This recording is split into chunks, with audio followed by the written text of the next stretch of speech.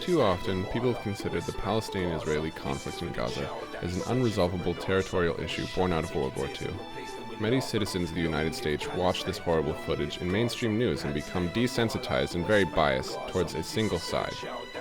But there are a few distinguished individuals still striving to make others see the conflict in a new light, as a simple issue of human rights that can still reach a degree of compromise with the creation of mutual understanding. The Justice of Palestine organization at UCSC hosted an event this May to make the Palestinian voice heard within the UC community. Here's what a member had to say. So what exactly did it take to organize this event? Quite a lot. We were working. The Resource Center, first of all, contacted us that they had this speaker coming to town, and initially it was just Dr. Finkelstein, and so we said, yeah, let's try to book it. We knew it was going to be controversial and a little bit difficult, so we started working with our SOAR advisors to see if it was possible to do it, and our SOAR advisor felt that it was. So we basically booked it and started putting the event together. In the middle of all this, Dr. Finkelstein announced to us that he had an entourage that was going along with him in the form of Lowkey and Jody Macentire. And as it turns out, I'm really glad they showed up because they were both amazing. Yeah. We are here today to discuss not only the massacre they refer to as Operation Cast-Led, but also, and equally as importantly, in my view, the Israeli-imposed, Egyptian-enforced, and American-supported siege on the people of Gaza. Our struggle is a struggle for public perception first and foremost. Our struggle is not about the supremacy of anyone or the dehumanization of anyone else. Our struggle is about the humanization and the equality of all people. Thank you very much.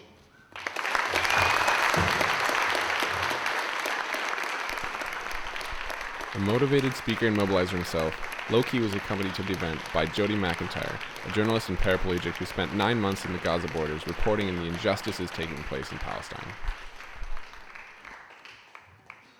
The Israeli army do not care if you're in a wheelchair or walking, or a man, woman, or a child.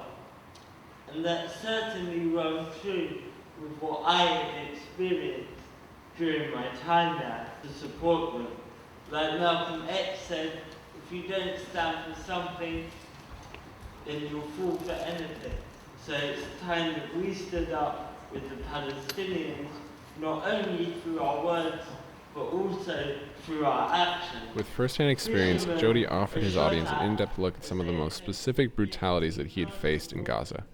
With the end of his piece came the final speaker of the night, Dr. Norman Gray Finkelstein, who is a legend in the history of political culture and conflict within Palestine and Israel. Israel launched a deliberately disproportionate attack designed to punish, humiliate, and terrorize a civilian population.